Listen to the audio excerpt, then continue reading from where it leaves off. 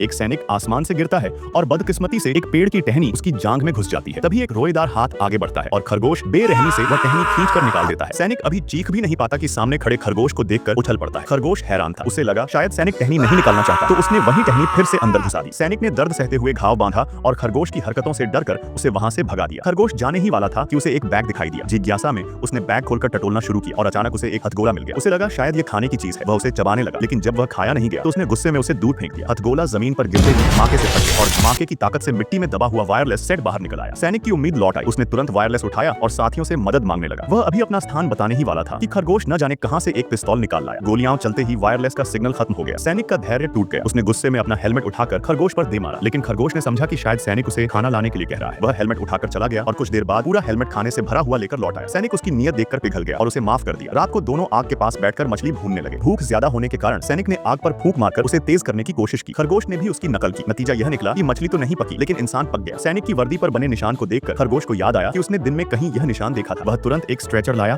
और सैनिक को घसीटते हुए एक सैन्य अस्पताल ले गया। सैनिक होश में आया तो मेडिकल उपकरण देखकर उसे लगा कि वह बच गया है, लेकिन जैसे ही उसने ऊपर देखा तो यह दुश्मन का कैंप निकला। अगले ही पल पूरा कैंप उसकी दर्दनाक चीखों से गूंज उठा और खरगोश समझ रहा था कि शायद सैनिक उसका धन्यवाद कर रहा है।